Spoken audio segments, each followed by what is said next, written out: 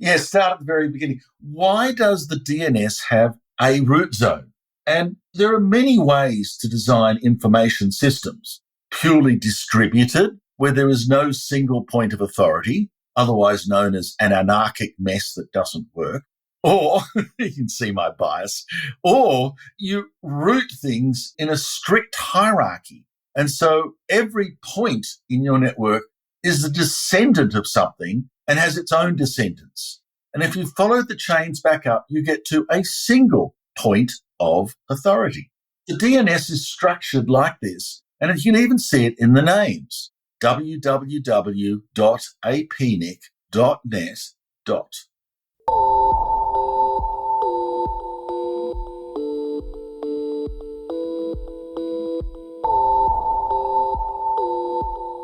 You're listening to Ping, a podcast by APNIC discussing all things related to measuring the internet. I'm your host, George Michelson.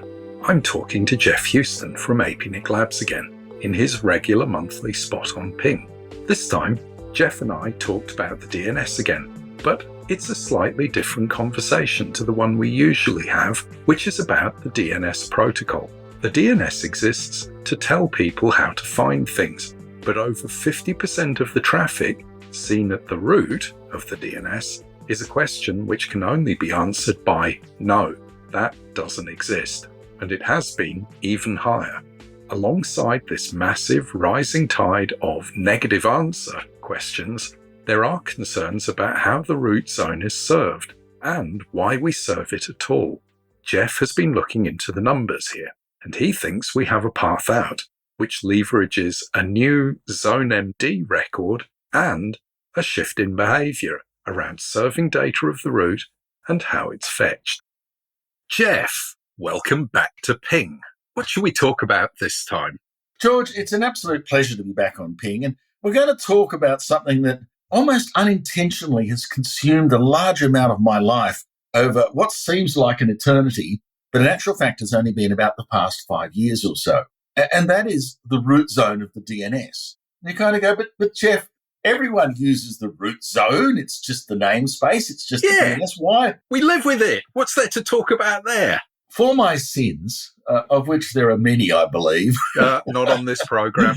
No, this is a sin-free zone.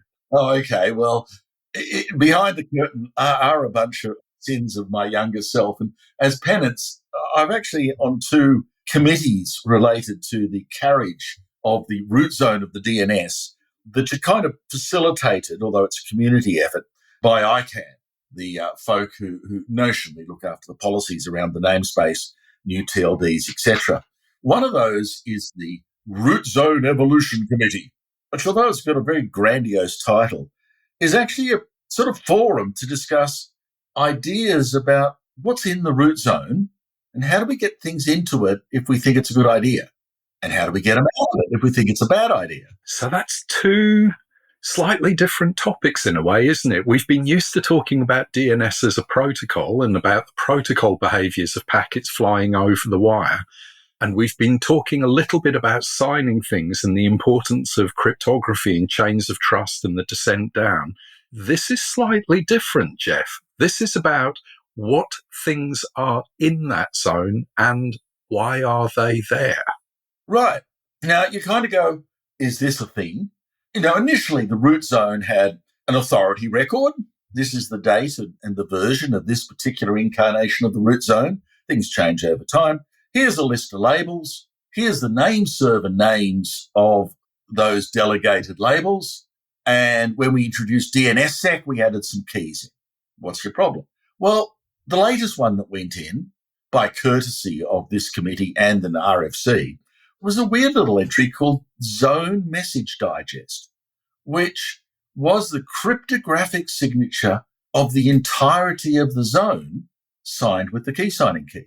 Now, just for in case there is anyone on the planet who hasn't listened to Ping before, records have types in the DNS, and we're used to the record type, the A and the quad A. That's how you find the V4 address and the V6 address. And we've become used to the idea of the key record type and the signature record type. ZoneMD, that's a new type of record, isn't it? It's a new type of record. And interestingly, It's not about any label in the root zone, or any zone really. It's about the entirety of the zone sorted in, a canonical order. And it's a cryptographic signature that only matches with the key signing key if you've got the right root zone. If someone just invented a root zone of their own and said, well, here's a key, and the answer is, well, it wouldn't compute unless you had knowledge of the private key of the KSK, which only the root zone operator has. So it's actually really quite a neat little facility that doesn't talk about delegations. It talks about, is this zone authentic and current? This is not in transport, not in protocol.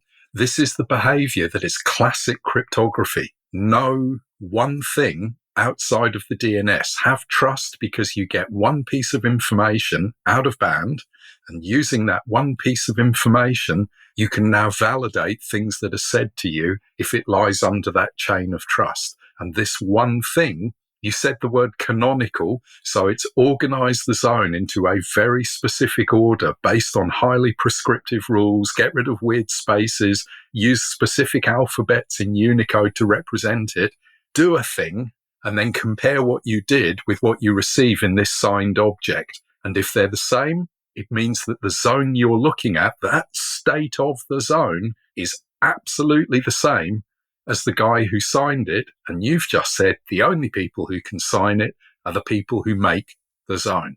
Right. It's almost in the real world where you go up to a notarized lawyer, a notary, and say, here's a document and here's a copy of that document.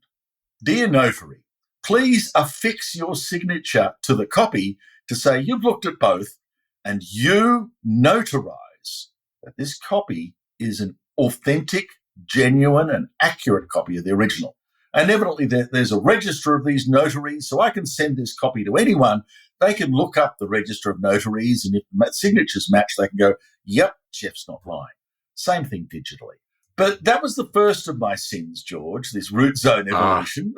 And we will get back to Zone MD because it's actually relevant to this discussion. But the second one, and this was a whopper sin, whatever thing I did, the dear old IAB, the Internet Architecture Board, nominated my name forward to be a member of a sort of a weird little committee, the Root Zone Governance Working Group. We have to sort of backpedal and then go forward. So I am going to backpedal a little bit and talk about the role of the root zone and talk a little bit about some of the dynamics, and then talk about the role of this committee, which will then sort of land us squarely in what I regard as my personal penance for a life misspent, because it's not a fun committee. Start at the very beginning. Yes, start at the very beginning. Why does the DNS have a root zone? And there are many ways to design information systems. Purely distributed, where there is no single point of authority, otherwise known as an anarchic mess that doesn't work. Or, you can see my bias, or you root things in a strict hierarchy. And so every point in your network is the descendant of something and has its own descendants. And if you follow the chains back up, you get to a single point of authority. Right. The DNS is structured like this, and you can even see it in the names. www.apnic.net. So that dot on the end is that weird moment that you don't have to have it, but it's kind of implicitly there. It's the real dot at the end of the sentence, and that dot, if you don't say it, it still kind of exists. Yes. www is a descendant of APNIC. So you'll find a definition of www in APNIC. APNIC is a descendant of net. You'll find a record for APNIC in the .net zone. Net is defined in the top zone, the thing at the apex, the root zone. And you kind of go, well, okay, that's the structure of names. Unlike a dictionary where it's just a collection of names in some order, every DNS name sits somewhere in that hierarchy, and every valid DNS name ends with a dot. For people who have old memories, the pre-existing state is that there was a file that was distributed from a single point in the States. You fetched over FTP, and that was called hosts.txt. And it did not require names to have any form, and it didn't even really require names to be unique, which is kind of a bit weird. And you were free to edit that file and remove things or add things, because the behavior here was not in any sense structured. You could have that file or you could not have that file. You could make your own. There was also a system in UUCP, the old dial-up store and forward network, that created domain names and allowed you to map weirdo hostname strings that were just names into a structure. But that structure was also not very centrally policed. You could intrude names of any kind in there. So you can have a very anarchic situation, but this one is very definedly structured. Well, it's a bit like giving everyone a dictionary and a pencil and an eraser. Yeah. You can erase some entries and go and write your own. But I tell you what, if you invent a word in your dictionary, it doesn't mean anyone else understands it. And the whole thing about giving everyone a copy of a common file, doing changes, well, you can change your local copy of host.txt. No one else is going to believe you. You haven't told anyone else about it. And the whole thing about names is that they are common references. Yes. So you can change your own dictionary, your own meaning, but doesn't mean diddly to anyone else. Yep. You've got to kind of globally change things. And when the DNS, in fact, when the internet grew beyond a few tens of machines, and they actually thought, well, we actually need a system that's distributed yet coordinated. The namespace was accompanied with a common distributed database definition and a lookup protocol. And collectively, we refer to the DNS as the whole box of bananas. Yeah. The space of structured names, the protocol that, if you will, wanders through this distributed database, and, of course, the distributed database itself. So you get all three in one go. You get a protocol to find things, you get a hierarchical structure that's understood with syntax and behavior, and you get a really strong assertion. We need to have a unitary root. This is going to be the anchor point. If you take this box, you get everything lie under this single anchor. Everybody agree to that. Yep. And at the time, the internet was small. The number of people who had to agree to this was vanishingly small. Even so, I have to say the UK never agreed for years. They always did things backwards. Oh, yes. But the rest of us were all... So you have sins, Geoff, and I have sins. And for my sins... There are many sins. For my sins, I was a member of that community where a great phrase was said by somebody in the community. It's an experiment. Let's do things the other way round to everyone else in the universe, because it's an experiment. It's an experiment. UK.ac.janet, as I seem to recall. Yes, well done, everyone. But we digress, and it's fine to digress. But let's get back again to this distributed database. Not everyone knows everything. And by that I mean there are a number of DNS authority servers out there that understand all about the zone apnic.net. And they actually have an entry in there for www.apnic.net. Yeah. And if you ask that machine, it will say the IPv4 address is this, the IPv6 address is that, it's DNS sec signed and so on. Ask it the right question and it will give you answers. But I've just booted up my machine. It's an innocent child in the internet. How does it know to ask that authoritative server? Yeah, finding the authority. Finding the authority is a much harder problem because it doesn't know. And so this is where the structure of the DNS comes to your help with, oddly enough, the awesome power of recursion.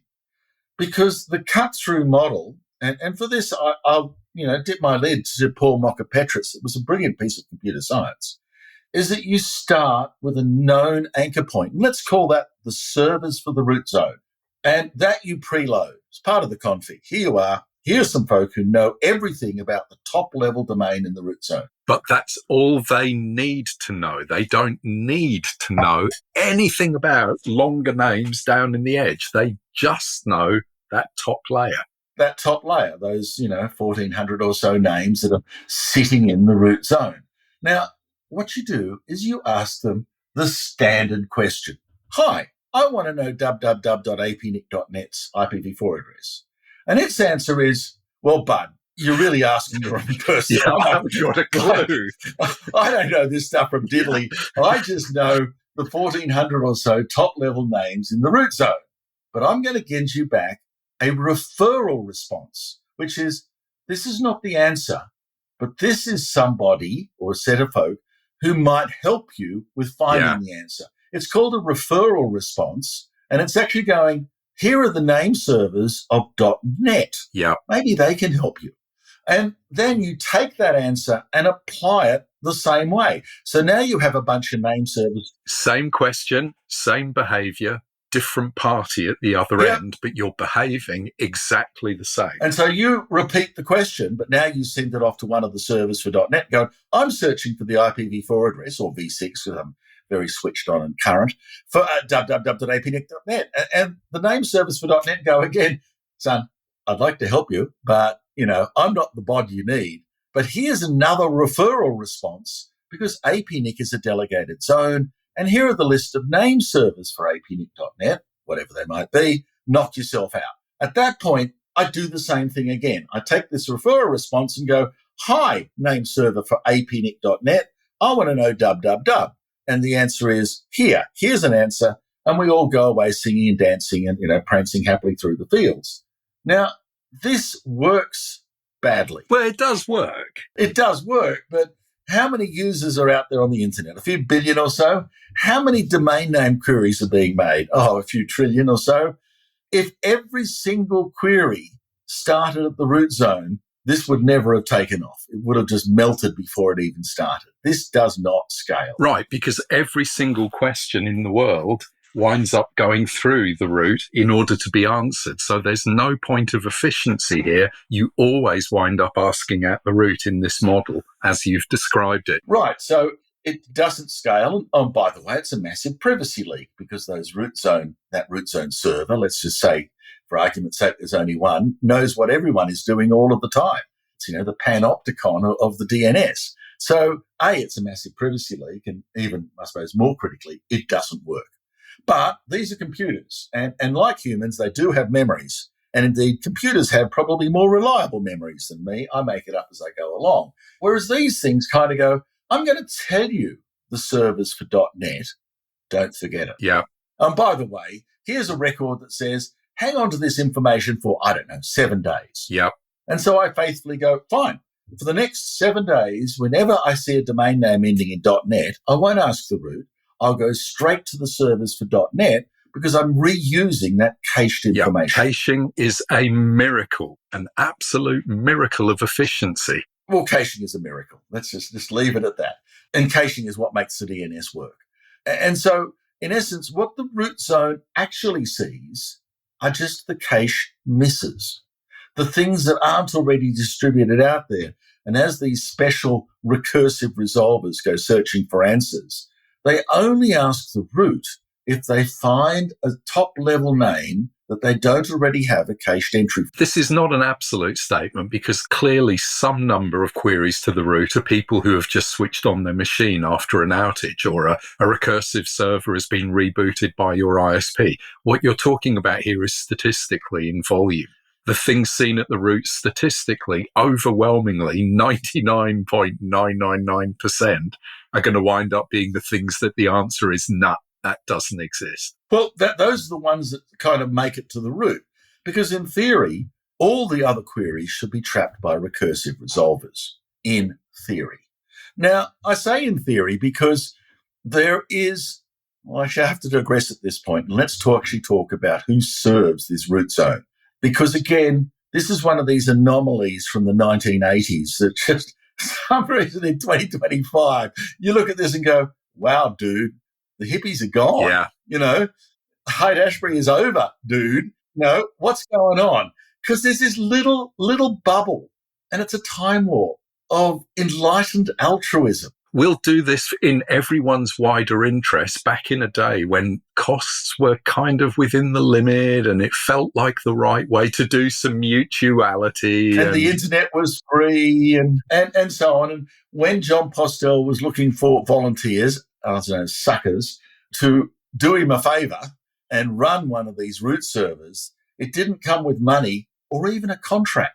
It simply said, can you do this for me? And if the answer was yes, it was kind of, right, buddy, you're hooked. But that mutuality actually was an amazingly good choice for the time, because it was effective and it was done reasonably quickly. And these were the technologists who had actual interest in achieving an outcome. We're talking groups like the research networks in the military, NASA, the university sector. People all over the place were saying, you know what, I think we've got a piece of this. Let's pick up the piece and do something. Donate our efforts to the cause of the DNS and be a good net citizen and do a bit more than I have to make all this work. Yes, it was great at the time.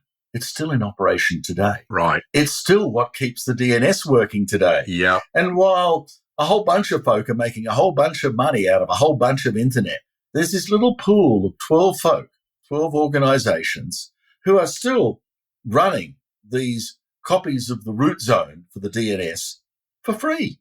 And you sit there and go, well, gee, thanks a lot. Love your work. I take it it's just a machine or two. A retired old Dell server out the back. I take it this is small, right? No. The root servers actually have got together over the last few decades and have organized a lot of things. And one of the things they organized was this root server advisory committee. We call it in ICANN's RSAC. And they do a lot of good data. And they actually publish, as part of this RSAC data set, the number of queries per day seen by all of the root servers. There are 12 organizations that serve the root. Some of them have bigger sets of servers, some of them have smaller, but all up 12. And they all contribute to statistics. For those of you who are about to send in an angry message saying, aren't there 13 name servers, please be aware that one of the entities that runs the root runs 2 letters. That's right. Let's call them out. A and J are both operated by VeriSign, and we might even get into why, or if not, we'll hold it for another episode. But, historical anomalies, etc., etc. So anyway, they publish their data. And yesterday-ish, there were, 140 billion queries at the root zone. That's a large number. That's a Carl Sagan number. That's billions and billions of queries. It's insane. These are all the cache misses. This is not the number of DNS queries to run the internet. These are the number of DNS queries that are hunting for the answer. No, doesn't work. Right. So 130 billion, no. Let's roll it back for 2 years. 2 years ago. Now, the internet is largely a saturated thing. It's not massively expanding. There's no huge tracts of unconnected people or unconnected things. Well, there are, but they're unconnected in every possible sense of the word. By now, if you have any kind of phone or similar digital device, you are on the internet. The internet is growing closer to population growth than it is to this unnatural chasing unmet demand. And so the industry itself is seeing sort of 5-10% growth per year. If you're lucky, 5 is more like it. We're plateaued out. 2 years ago, there weren't 130 billion queries a day. There were 90. That's a lot more than 5% growth a year. That's right. It's a compound growth of 25% per year in queries to the root. Whoa. When you actually plot this graph, and maybe we'll do some URLs at the end of this episode, who knows, as you can see it, but, it actually rose to a higher number, 180 billion, in January 21. And then all of a sudden, didn't quite halve, but plummeted. Interesting. The answer, oddly enough, was Google Chrome. Google Chrome, when it first booted up, was sitting there going, I wonder where I am, and I wonder what's around me, and I wonder if the DNS environment that's operating around where I am is usable or not. Yeah. I wonder if there are strange bits of DNS interception. So what it did is it tested it by doing a number of queries for so-called chromoids. Yeah. These are random strings of, I think, between 11 and 15 characters long, a single label that did not exist. And every time Chrome started up, It did a couple of these queries. Yeah, because if it's in a faked out internet, there is a greater than zero chance someone's going to say, "Oh, you look like you want to find something. I'll send you over here." Whereas in the real internet... Yeah, I will substitute a fake answer for this non-existent. But in the real internet, it should be, nah, that does not exist. Nah, seems like an innocuous thing, doesn't it? Oh, okay, I guess there's a sting in the tail coming. So how many people use Chrome around the world, Geoff? Well, current estimates, it's well in the billions. Yes, well in the billions. Chrome has a market share of, somewhere around 60 to 80% globally. There's a lot of things using Chrome, a lot. And so when Chrome's one or two queries gets played out in reality, 60 billion queries a day, Oh my God! And so when Google were kind of informed that this was kind of bad, they did turn it off and they use a different technique now, and that's great. But the relief at the root zone was only temporary. And yet again, you find a small bunch of folk, 12, doing this out of the goodness of their heart. No one's paying for it, answering 130 billion queries a day. And in 2 years' time, if this continues, it's going to be 250 billion queries per day. There's no stopping it. Having said, well, it's not just a spare PC that we've stuck in a cupboard out the back. These people, in order to sync this much traffic, have to run somewhere around 4,000 to 5,000 machines in a giant Anycast system worldwide. They have to put capital in the ground. They're spending money. We're going to get there. But the first thing I want to touch is who's paying to have those queries answered? Because you see, the internet was this deregulated temple to capitalism, that we were going to get rid of the stultifying hand of communications regulation and government monopolies and all that kind of stuff. Markets were going to run the internet. And yes, it's quite normal to pay for web hosting. We all understand this. It's quite normal, Google notwithstanding, to even pay for other services. Not everything is free, funded by advertising. And that's certainly fit and proper. But who funds the DNS? I haven't seen a DNS bill arriving on my desk. I don't have a component of tax that says the DNS tax. Oddly enough, you're paying for a tiny bit of it, because if you're a customer of an ISP, you expect your ISP to actually operate a DNS recursive resolver, and that's all bundled into the price of access. So you get your recursive resolver and you're funding it. You're paying for it as a customer. But when that resolver that you are partially funding makes a query to the root server, no tax, no check, no the bill's in the mail, nothing. It's unfunded. The root servers get no money. And you kind of go, but why is it different from any other authoritative server? If the DNS is in an economics-free zone, why hasn't it collapsed years ago? Good question. Well, all other authoritative servers are funded by the folk whose names they serve. So if I want to serve APNIC.net, I go to the market and say, well, I have money. Who's going to do this? What's the kind of service you're offering? How much do I pay? And so all the other authoritative servers are actually funded by the folk whose names they host. It's a perfectly rational market. There are players, there's pricing. Yeah. It's competitive. It actually operates quite efficiently. But logically, who pays the root? Yeah. So you could construct, this is George inventing things. You could construct a regime of an impost based on size of zone, amount of query. You could invent a way to say, here's a fair share. You could. You could do that. You could.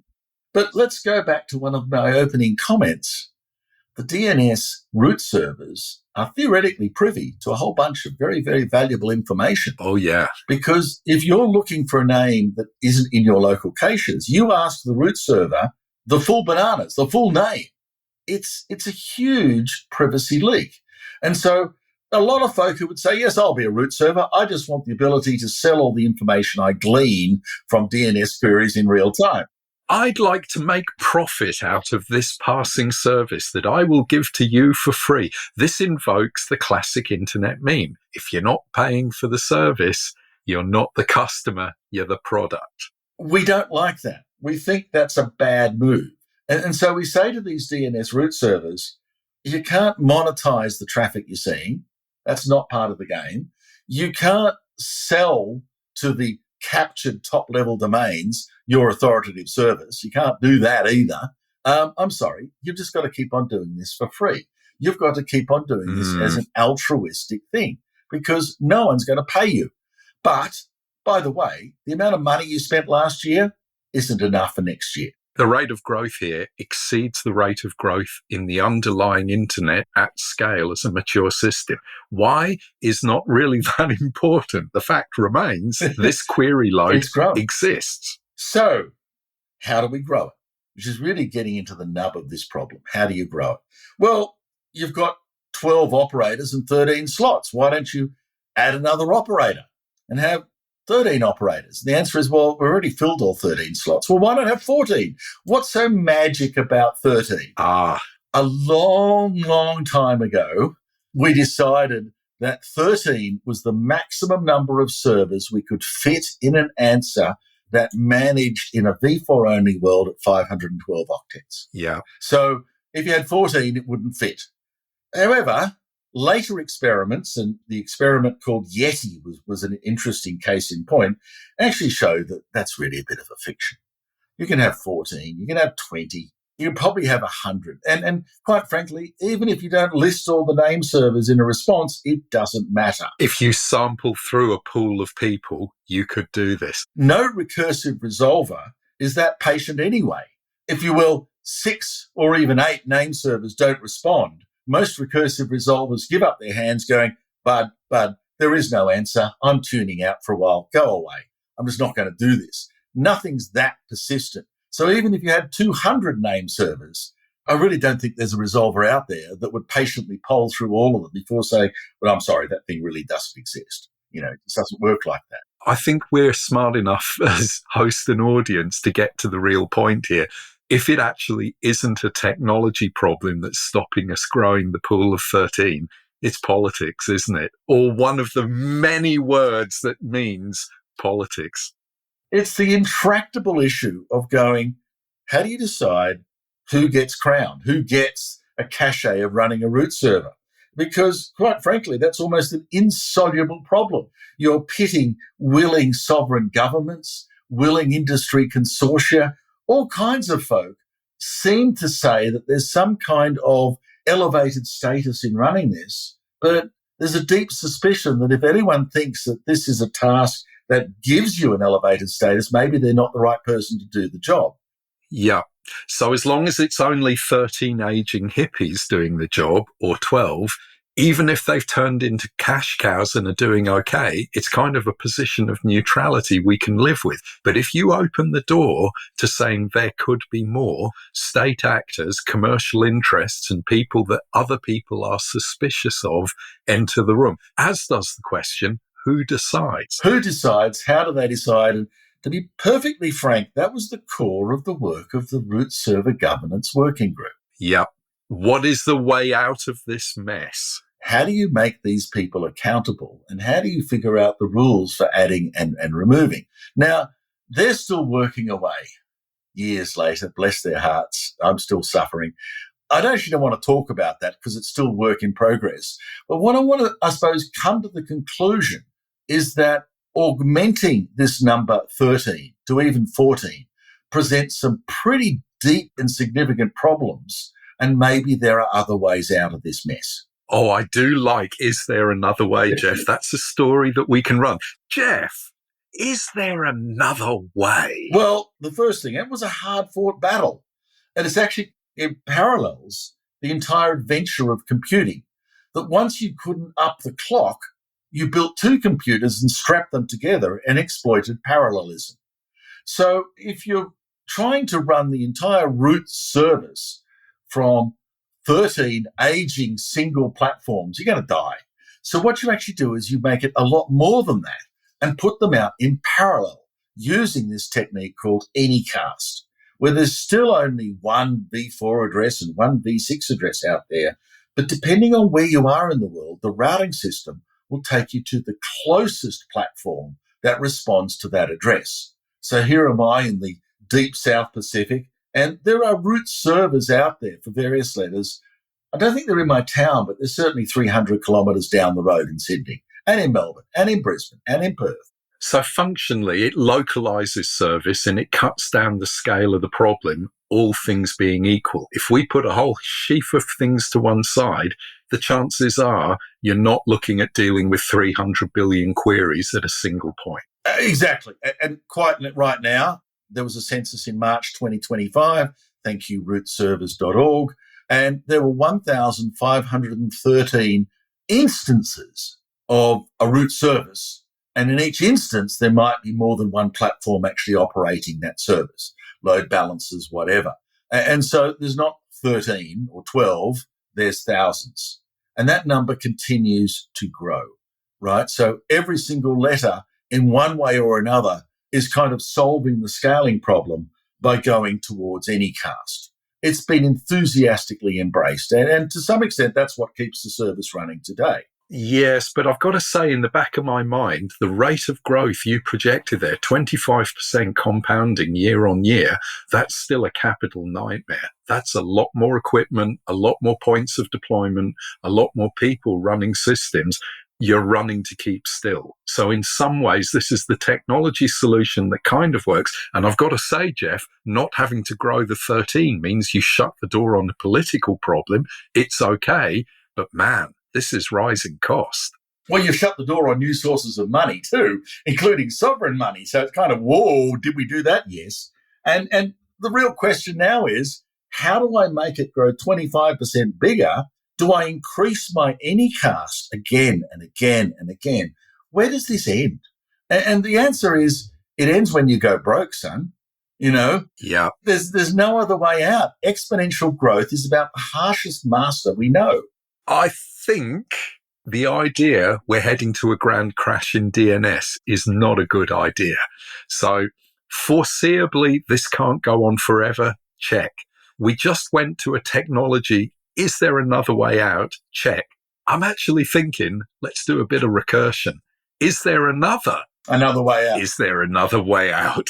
Well, okay. So the beauty of it is that the root server data is not entirely opaque, even though it's treated with a lot of caution. There's some personal data in there that things are blurred out a lot. But one thing we do know and do track, and it's in this data from RSAC, the root server advisory folk, is the amount of responses that say the name you asked for is not in a defined top-level zone. Ain't there, dude. And even today, 50% of all the answers proffered by these root zone servers are simply, nah, NX domain. That is not a name.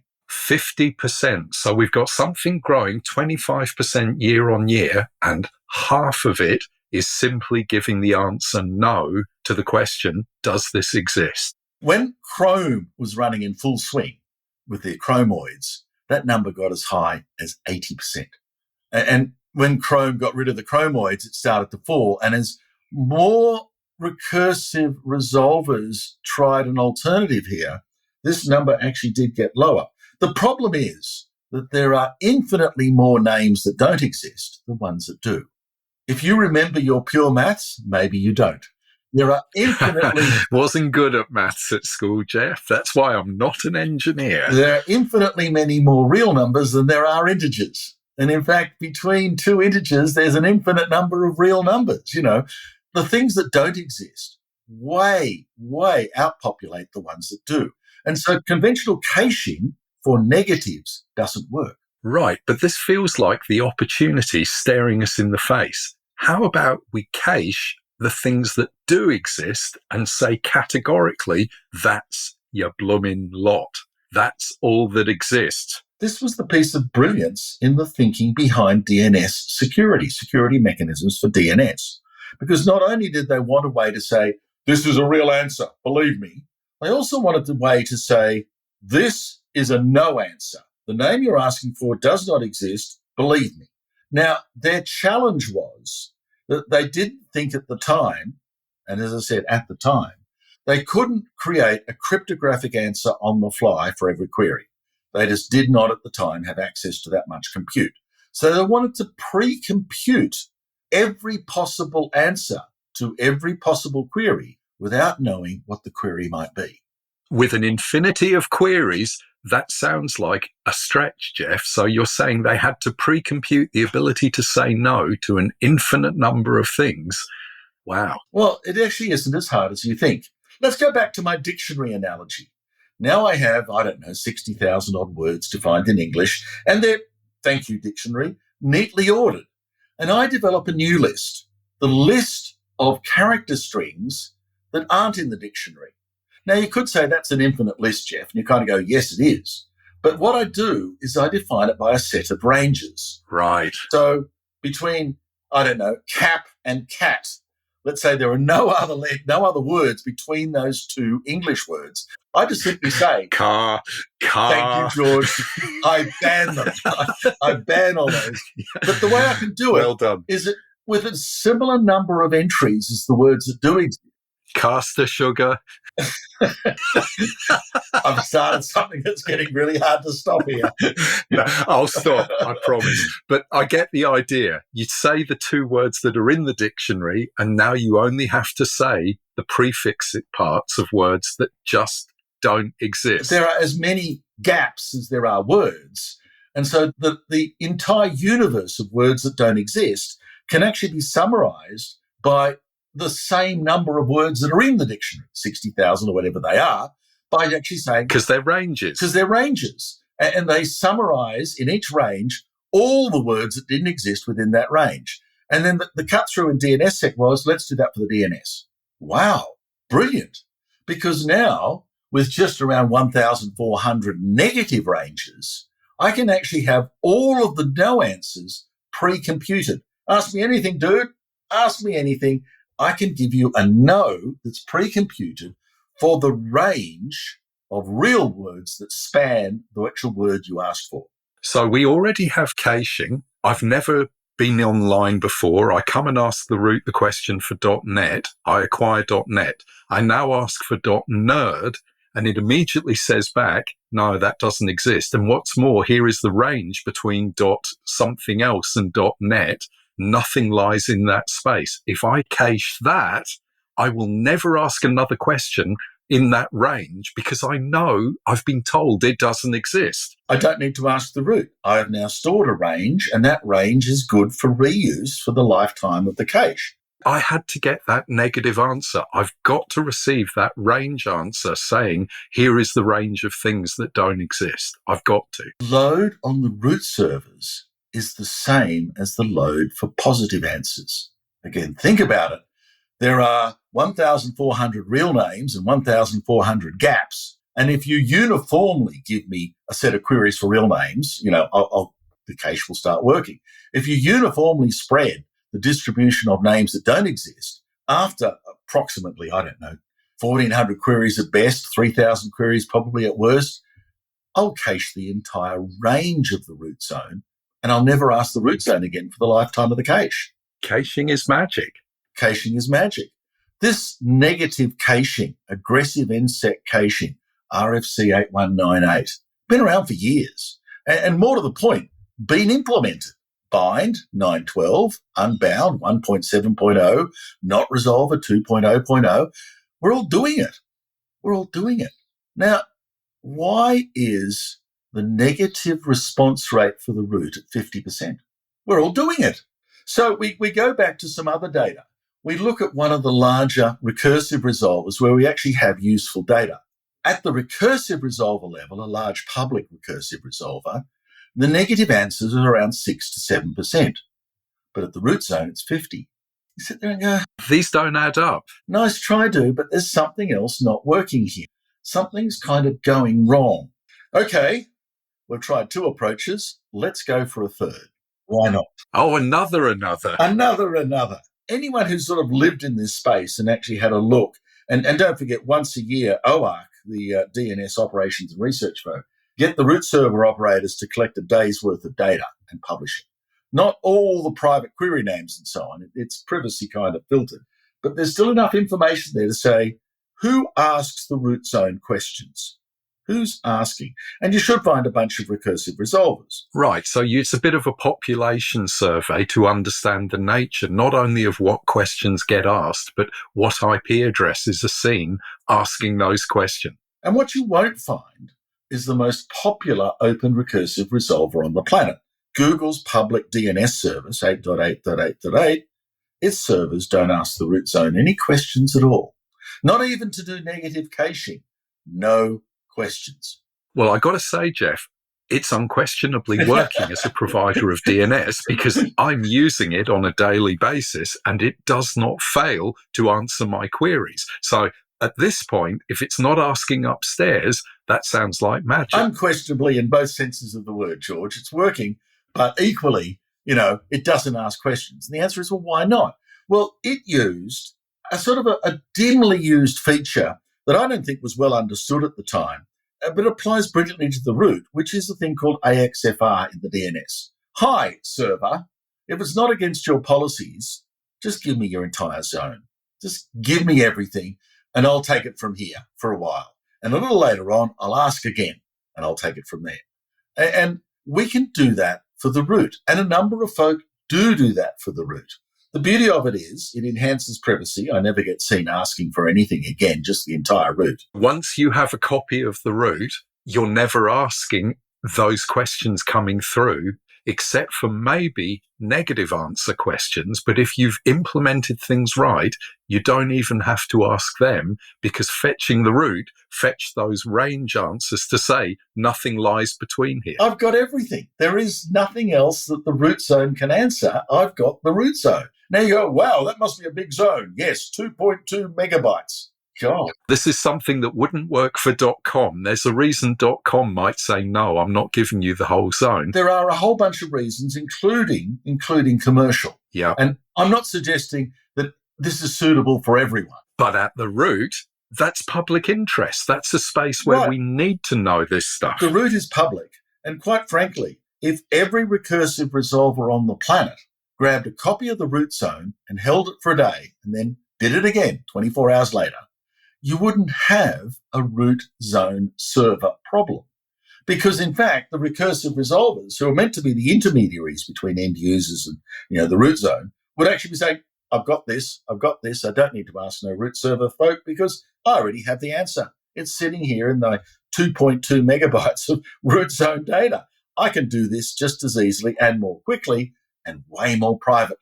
You go, well, why aren't we doing it? Yeah, why isn't everybody doing it? And I think there's a certain amount of suspicion over the use of AXFR and the DNS.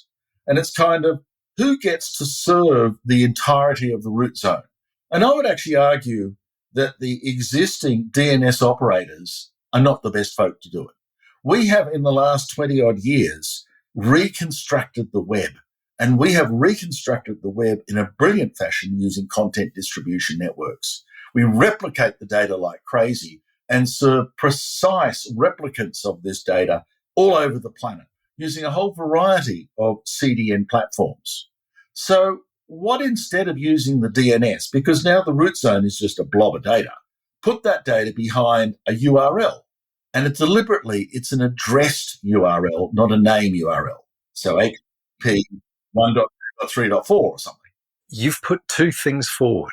Well, actually three. Yeah. One, this AXFR thing makes some people uncomfortable, but what matters is the data. Two, if we're looking at a way to do it, we don't have to limit ourselves to the Magic 13 who currently provide DNS, because three, it's just a file. It's just a stream of data. You can fetch it using any mechanism. And the mechanism that seems to scale that we're depending on globally is cached content distributed widely in the web. Right. So you're saying fetch this data from the web. Because I would actually argue the root servers are actually constructed to do fast UDP at bulk. They haven't been built and engineered to deliver whole zone copies, even if it is only 2.2 megs, over TCP in bulk. That's not their prime speciality. And you kind of go, well, that's a bummer. And the answer is no, it's not, because there's a whole web industry out there just over your shoulder that does that, in its sleep. And servicing regimes, around 12 million recursive resolvers with a copy of the root zone every 24 hours is a blip that almost no CDN would even notice in terms of the traffic requirement. why should I trust this file if I get it from one of them? Couldn't they be mucking around with the state of this zone? Couldn't they be changing things in it? So of course they could. Where's the trust? Do you remember the other piece of hell that I was engaged with? The ARZERC folk, the root zone evolution, and this neat little record called Zone Message Digest, Zone MD. As long as you have a current copy of the root zone key signing key, which only changes, well, I was going to say every 5 years, but it's less frequent than that. It's a pretty static key. You can check that the copy of the root zone you just received is the genuine article. So you have a way of actually determining whether it's authentic or not. And so the only other question is, how often should I check to see if it's changing? And the answer really is, it's the root zone, dude. Once a day is fine. That runs counter to my intuitive sense. I got the feeling DNS was a lot more dynamic and we had to be prepared for more frequent change. You're saying, actually, at this particular point, we don't have a cycle of constant change here. It's infrequent. If you want caching to work, then you've got to sort of allow some slop in time synchronicity, because you want the local caches to be as effective as they can be for the longer period as you can. That's what makes caching work. If you want a system to be highly responsive and change rapidly, caching is working against you. And quite frankly, in the DNS, with the way the cache timers work, it's a 24-hour cycle in reality. So why don't you simply say, grab a copy of the root zone, use it for a day, exactly 24 hours, and then get another copy. And say to the dear folk at IANA, you can make as many changes as you like, but only once every 24 hours. So you can change the root zone and 24-hour cycle, be precise, do it at the same time every day. That allows everyone else who is pulling a copy from their local CDN to do so in a 24-hour cycle, and you're basically all current. This kind of puts the burden, serving this data, on the folk who serve this data as a profession really efficiently. CDNs are good at this. I'm not asking the CDNs to do DNS, not at all. This is just a web object. You could have the root zone encoded in JSON. And it's about 2 meg of compressed data. It's actually a small chunk that would be smaller than the photographic images they ship routinely every single day to all of us in newspapers and magazines and Reddit or what. It's not the intractable problem that the same piece of data is presenting to the UDP-based root name servers. So instead of doing 140 billion queries a day and growing and trying to answer things within milliseconds all the time everywhere, you simply go, fetch this file, use it for 24 hours. When that elapses, try again. And you tell every single CDN on the planet, no naming rights, no nothing. You're doing this as a service to the rest of us. You hardly even notice the traffic. Why don't you also serve the root zone? What do you need? A single IP anycast address, maybe 2, one in v6, one in v4.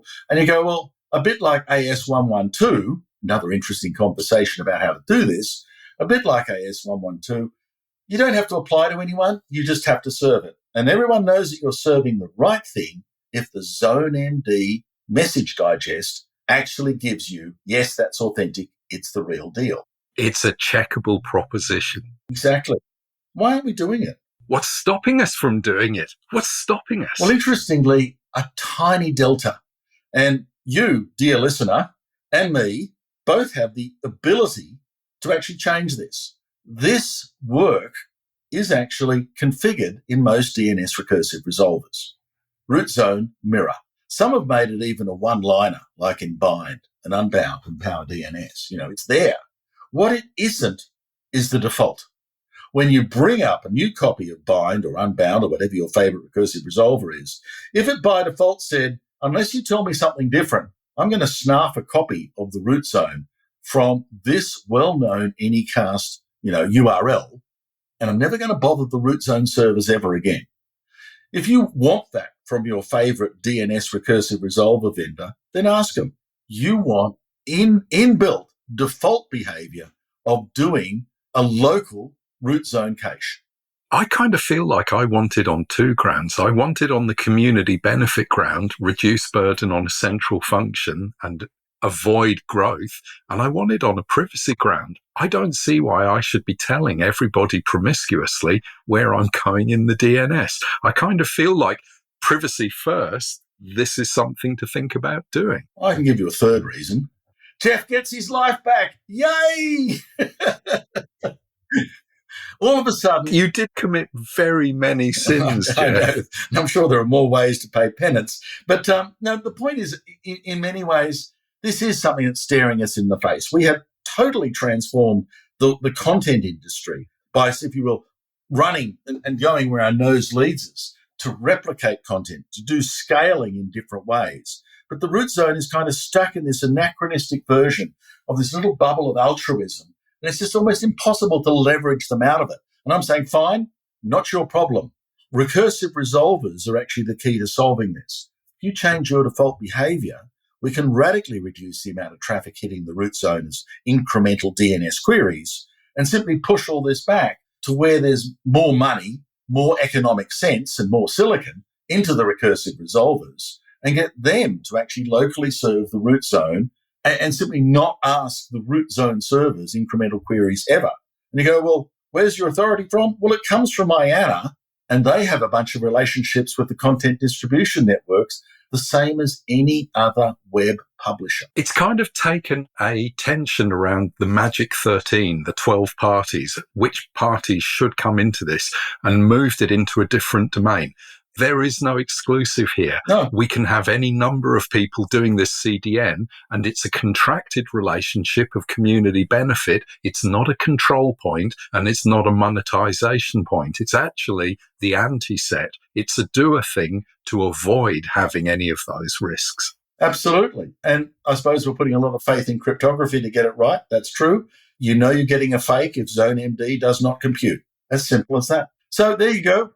Interesting outcome. Very interesting outcome, Geoff. In a couple of weeks, we'll solve some more of the universe's problems. Oh, Geoff, if only life was so simple. But that's been fascinating. Thank you. And you're right. We'll put pointers to articles and RFCs about this online so people can understand how to look at this for themselves. Absolutely. Thank you, dear listener. Thank you, George. See you next time. If you've got a story or research to share here on Ping, why not get in contact by email to ping@apnic.net or via the APNIC social media channels. Also, remember that the measurement at apnic.net mailing list on Orbit is there to discuss and share relevant collaborative opportunities, grants and funding opportunities, jobs and graduate placings, or to seek feedback from the community on your own measurement projects. Be sure to check out the APNIC website for all your resource and community needs. Until next time.